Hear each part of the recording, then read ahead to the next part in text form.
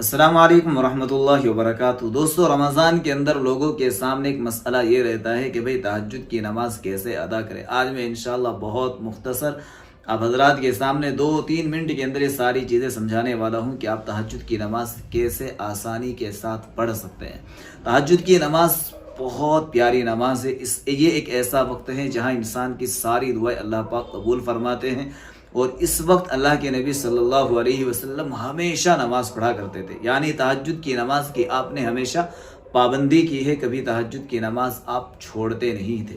ایک ایسا وقت ہوتا ہے جہاں انسان کی ساری جائز حاجات پوری کی جاتی ہے، ساری دعاؤں کو قبول کیا جاتا ہے۔ اگر ہم پورے سال تہجد کی نماز ادا نہیں کر سکتے تو رمضان کا مہینہ ایسا مبارک مہینہ ہے کہ اس مہینے کے اندر ہم بہت آسانی سے یہ نماز ادا کر سکتے ہیں۔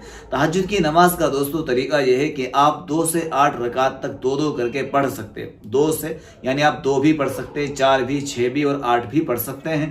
اللہ کے نبی صلی اللہ علیہ وسلم زیادہ تر 8 رکعت نماز تہجد پڑھا کرتے تھے۔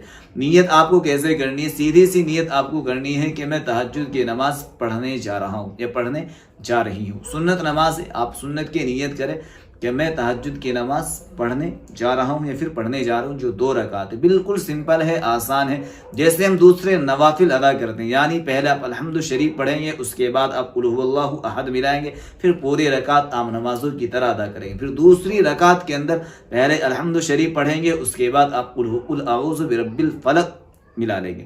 تو اس طریقے سے آپ پوری نماز پوری کریں گے اور یہ آپ کی 2 رکعت مکمل ہو جائے گی۔ اگر اس کے علاوہ آپ کو مزید صورتیں یاد ہے، الم تر کیف یاد ہے یا الایلاف یاد ہے، تو آپ 8 کی 8 رکعتوں میں آپس میں ان ساری صورتوں کو پڑھ سکتے ہیں۔ پہلے الم ترا پڑھے، اس کے بعد الایلاف پڑھے، پھر ارایت الذی پڑھے، پھر انا اعطینا پڑھے، یعنی ترتیب کے ساتھ پڑھے۔ جو پہلے ہوگی پہلے اسے پڑھے، جو بعد میں ہوگی پھر بعد میں اسے پڑھے۔ اس طریقے سے آپ 2 رکعت کر کے پوری 8 رکعت نماز ادا ضرور کریں۔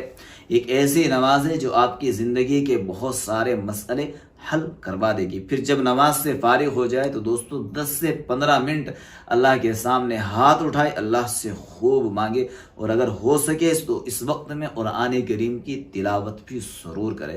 امید ہے دوستو آپ کو یہ نماز سمجھ میں آ گئی ہوگی۔ بہت مختصر، بہت آسان انداز میں نے سمجھانے کی کوشش کی۔ اگر پھر بھی سمجھ میں نہ آئی ہو تو آپ مجھ سے ضرور پوچھ سکتے ہیں۔ اللہ تعالی ہم سب کو یہ نماز پڑھنے کی توفیق عطا فرمائے۔ اپنی دعاؤں میں یاد رکھنا۔